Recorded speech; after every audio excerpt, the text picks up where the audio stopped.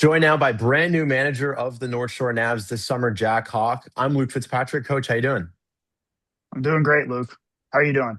I'm great, thank you. So I want to start a little bit about your background. A New Jersey native, a ton of baseball around the Northeast growing up in college and beyond for you. Just talk a little bit about the early years of the game. How did you first get into baseball? Yeah, I wouldn't say, I kind of got into sports. I played a lot of sports growing up, like a lot of them. Played baseball. I mean, growing up till high school, um, baseball, football, hockey, tennis, golf, a little bit of soccer, a little bit of basketball, all kinds of stuff. And baseball was just the through line the whole time. I think just because it was honestly, when you're a kid, you're playing all those sports. It's like not always the most physically taxing sport, especially when you're in youth. So like, Sure. it wasn't any pressure to like, it's kind of a rest, but it was the most like cerebral game, I guess, out of all those, at least for me, most like mentally fulfilling. So I can't really explain it too much. It was just always a through line. It was always there. Once I got to high school, it was football and baseball. And then eventually it was just baseball when I got to college. So it was always in my life. My grandfather played baseball in college. And My parents and other members of my family weren't really high level athletes, but it was always there. It was always a lot of fun. Yeah, and speaking of college, you went to Bard College. You were a 3-year captain on the varsity baseball team at Bard. So I go to Ithaca College. So both of us very familiar with the Liberty League, of course. What was Yeah, your experience like playing college ball in upstate New York? it was awesome. I still miss living in that area to this day, even though I live in Boston. A lot of people think I'm crazy for saying that, but it's a beautiful area. Bard at the time was a brand new program, so it was an awesome opportunity for me and my classmates and my teammates to cement a culture and just really start the program off on the right foot. So that was an awesome opportunity at the time. But obviously, as you know, the Liberty League is a really high level competitive conference in Division III in the Northeast. And, Bard was just an awesome fit for me on all fronts. They still have an awesome facility. It was a pretty quiet, like low key campus. It's a rural campus in the Hudson Valley, which is just beautiful all year round, in my opinion. And it just really allows you to focus. Allowed me to focus really heavily on what I needed to do academically, socially, athletically, and um, academically, the culture there is a lot of people see me and say, "Whoa, you went to Bard. That's pretty surprising." But I loved it there. I still love my teammates to this day, and the academics and the athletics there were just really, really fulfilling. It was a really awesome fit for me. Yeah, and you jumped into being an assistant coach right after completing undergrad. What inspired that decision to stay at Bard and get into coaching? Yeah, so wasn't really sure what I wanted to do up until like maybe halfway through my junior year. Bard has a master's in teaching program, which I did. So I thought I wanted to be a secondary ed teacher, 7 through 12, like a high school teacher, maybe coach like high school at the high school level. But teaching was something I wanted to get into ultimately going into my senior year. So I kind of kind of went into a 5-year program with the master's in teaching program. And then so I was spending 1 year on campus after being done playing. So I'm like, okay, might as well help out with the baseball program while I'm around. And being a 3-year captain, like you mentioned, I was kind of already in a little bit of a leadership role. So I kind of fit that mold kind of naturally, at least in helping out. But then once I got in the office and started to see all the behind the scenes stuff that went into like running a college baseball program and coaching and all the intricacies of it. And it was actually way more than I thought it was. Like most players don't realize how much goes into it behind the scenes. And that's when I really said, hey, I could get into it like this. This is really, really awesome. Because you never know.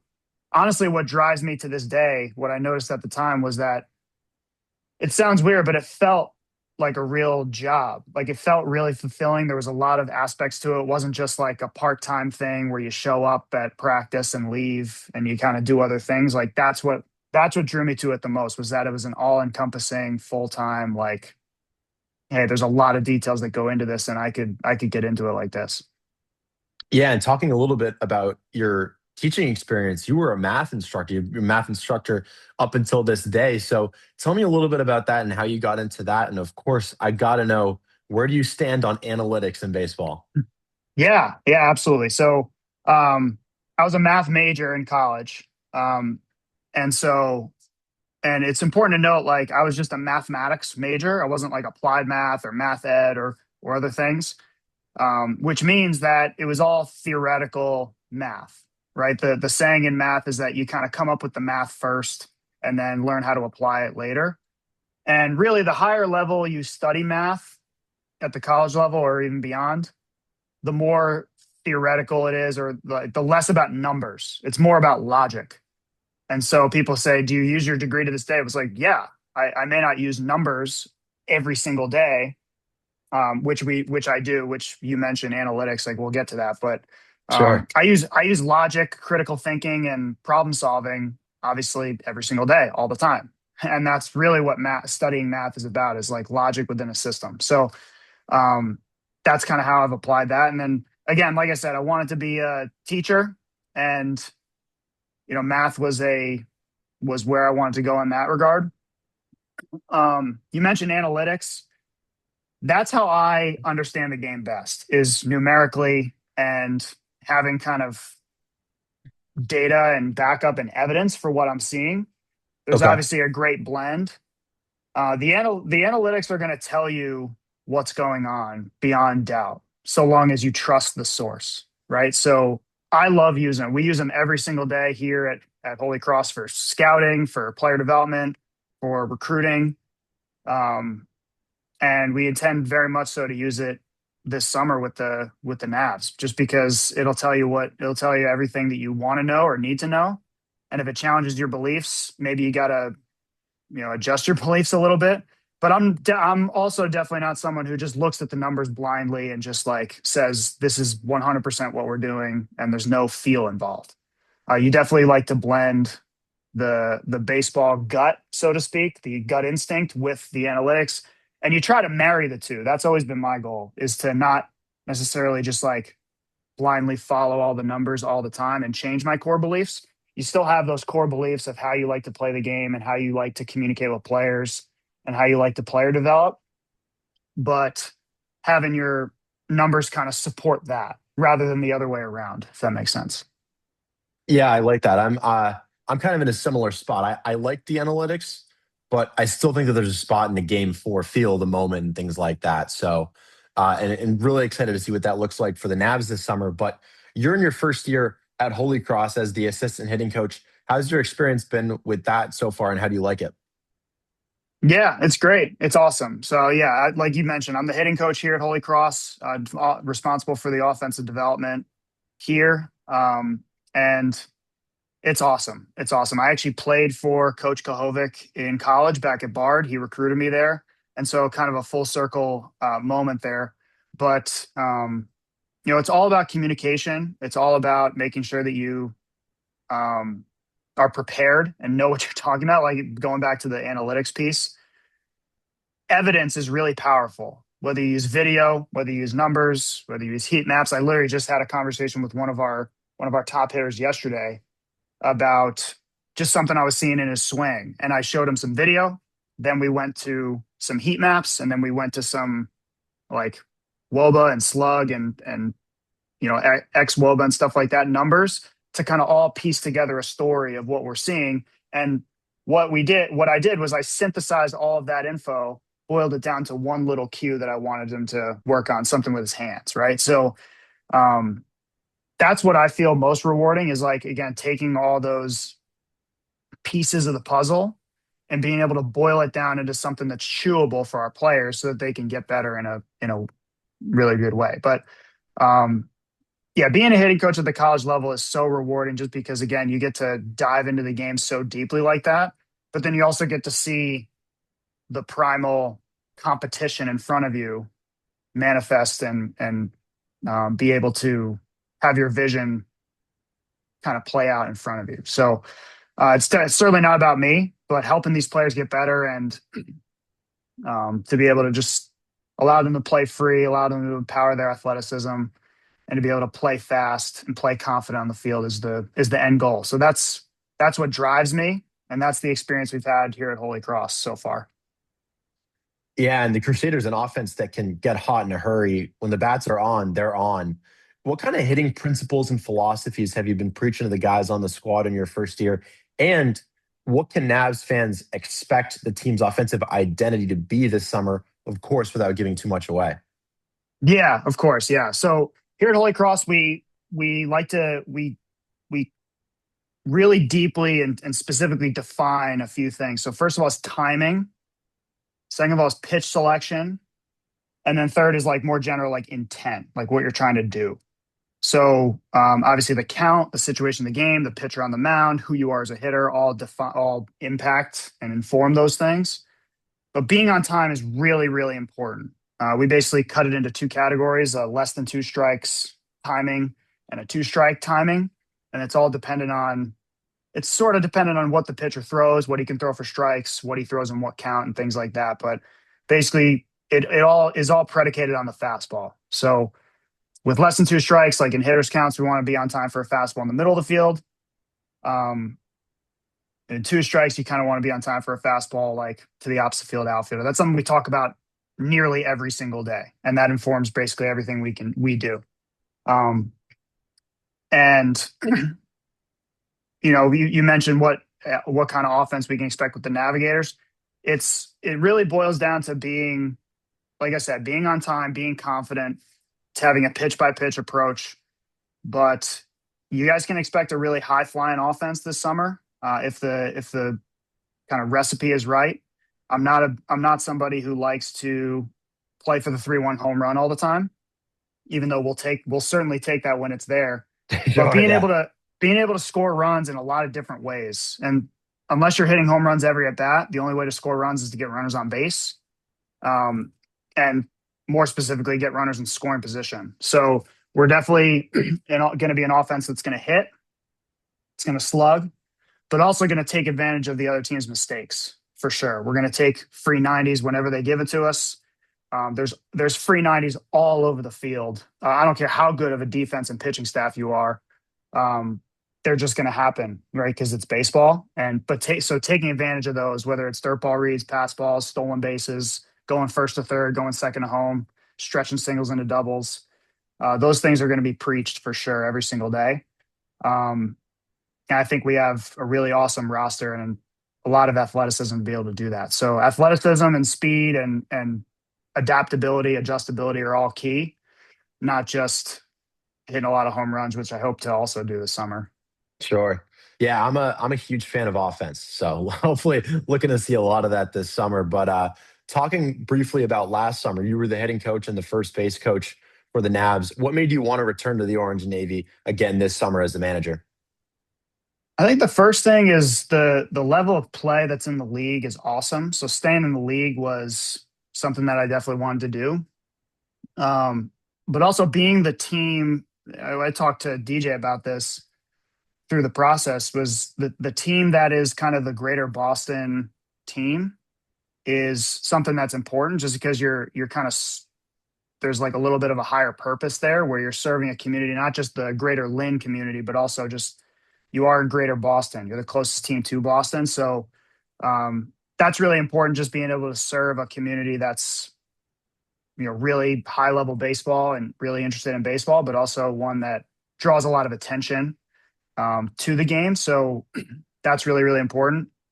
But also just the experience within the organization, the people that obviously DJ is great, but also just the people I got to interact with on a daily basis. Obviously Dan Hirsch, key piece to that puzzle. But also all the support staff, from yourself to Josh to everybody who works in, Eddie, everybody, right? So it's just a great organization. It made me really just honestly happy to meet all these different people and to be associated with that organization. That's what drew me back to it. Not so much the baseball piece was really high level too, but the environment and the way that the people around made me felt was the main reason why I wanted to return. Awesome. And yeah, you got your first look at a future Nav just a couple weeks ago, Hunter Kingsbury going deep against you guys on St. Patrick's Day. How excited are you to watch him progress throughout the rest of this season and then coach him this summer? Yeah, he's a talented player for sure. And seeing him up close and personal there, even though it hurt to have him uh, hit well against us there. But um, he, as well as many others, again, he fits the mold of being someone who's really athletic, dynamic, can do a lot of different things on both sides of the ball. So I'm excited for him for sure. I'm excited to obviously get to know him a lot better, being able to coach him this summer. And I think that leads me to just a thought I have, not specific to him, but Sure. um, everything's going to boil down to making it an environment that guys want to play in, right? So part of that is the offensive philosophy you asked me about. I think the more movement and the more activity that's going on offense, like the more runs we're scoring, the more traffic we have in the bases, the more hits we're getting. All that stuff is going to lend itself to having a more enjoyable environment to be in. And as you know, at a certain point, the one small piece of coaching in the NECBL is it's kind of a war of attrition, right? There's a lot of things that happen. There's injuries, there's guys that leave, guys that come and go, which is totally understandable on some level.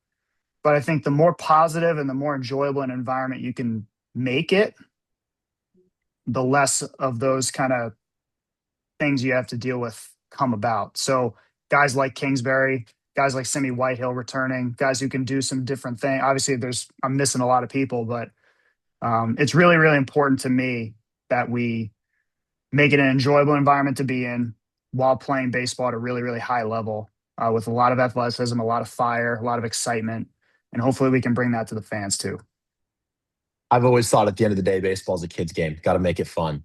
A couple of fun ones for you, coach, to finish this off. What's game day like for Jack Hawke? Are you really serious, all business, kind of laid back? Tell me about your game day routine. What's in the headphones for you? Game day, I'm more of a podcast type of guy. Okay. I listen to some music sometimes, especially when I'm working out. But I usually like to get places early, especially the ballpark. I'm not I'm not getting there at 4 a.m. for a 3 o'clock game or anything like Yeah. that. But I definitely like to kind of settle in and just kind of decompress a little bit, be where my feet are.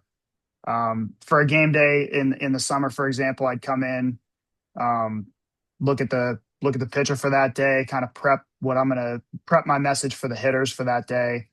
Um, and again, it's just a battle of consistency, right? Because you're playing every day in the league, and you want to make sure you have a consistent routine and make sure the guys are sharp every single day. Kind of give them something to chew on every single day, rather than just make it like a rinse and repeat monotonous environment. So that's really important to me. Some mental stimulation is important, but yeah, just being where my feet are, focusing on what needs to happen. And I mentioned at the very beginning why I got into coaching was the mental stimulation and something new and keeping things fresh.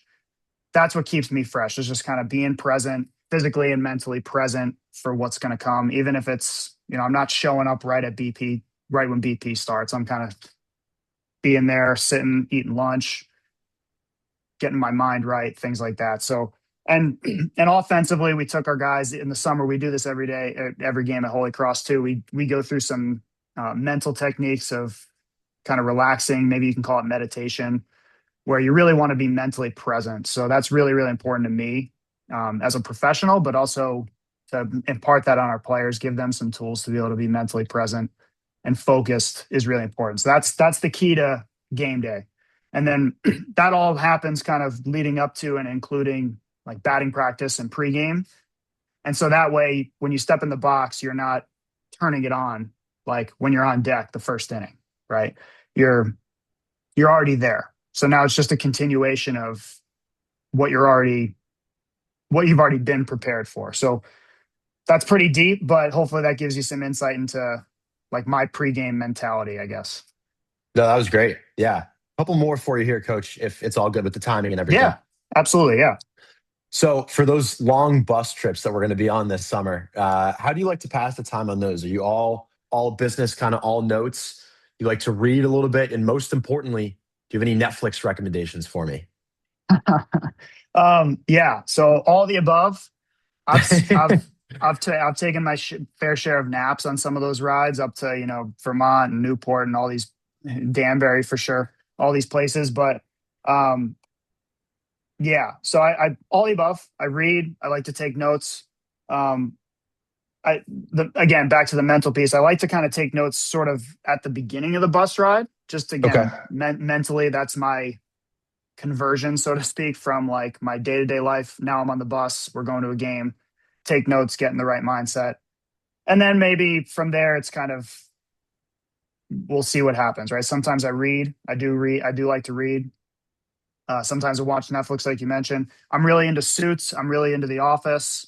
Okay. Um, I'm really into just like any kind of documentary, honestly, is pretty cool, especially about like history. Netflix just comes out with a lot of really cool stuff that like different takes on stuff on stories that have already been told, right? Like for example, they just came out with a new documentary on the Miracle on Ice game, the 1980 um, U.S. Olympic hockey men's hockey team, which is really Right. that's Miracle is my favorite movie of all time. So being able to see that brand new, some unseen footage, stuff like that. So I feel like Netflix is always putting stuff like that out. So I'm always looking for stuff like that. But yeah, sleep's really important. All kinds of research on that too. So I try to catch a few Z's if possible. Awesome, coach. And the last one I have for you is, what are you most excited for or what most looking forward to at Fraser Field this summer in your first year as a skipper of the Navs? Yeah, just again the opportunity to bring or to build on a winning environment and to bring a really again the word that keeps coming to my head is just an enjoyable environment to be in. And when I say enjoyable, I don't mean like screwing around and having fun and not taking things seriously. When I say enjoyable, I mean sincere fulfillment in either your own success or vicariously through others. Just the success of being a part of a winning program, right? Because a lot of these guys are coming from programs. Some of them are obviously they're all high level baseball players, but some of them are coming from winning programs. Some of them maybe not so much. It's winning as a team is a skill, and building that skill within a summer program presents its own challenges because it's summer baseball and there's a little bit of a different environment than in the school season. So that's my top priority is just doing that. And in order to do that, you got to obviously be a good team who produces on the field. But then the more I think it snowballs into everything you do. The more winning of an environment you are, the more enjoyable it is for the players, the more engaged they are with the fans and with the support staff. Suddenly the support staff starts to be a little bit more dialed in, maybe work a little harder. I start to do that as well. Fans start to be more engaged, start to see some more fans at games, which makes a more enjoyable environment for the players who then play better and on and on and on. So I think it's kind of a circular positive feedback loop. And that's a really broad like thing, but getting to work on that, like that's going to be in the front of my mind every single day. It's going to inform almost every decision we make. And that's what I'm most excited about is just flipping the script on like summer ball and making it, I think Coach Mack in past 6 years did a good job of that was again, just making it a serious environment where it's not a screwing around type of environment, but it's something where you get sincere fulfillment and enjoyment of playing winning baseball. And so we're going to be excited. We're going to play well. We're going to play offense in a way that's high flying and enjoyable to watch. We're going to pitch it on the mound. We're going to defend it. And so that's kind of everything. But that's what I'm most excited Yeah. about is just being able to do that and bring that to Lynn. Awesome, coach. Really excited. We're just about 70 days away from opening day. I'm counting down the days. I'm sure you are as well, but we really appreciate the time. Thanks so much for doing this. Thanks, Luke. Yeah, you guys do a great job. So I appreciate it. Thanks so much.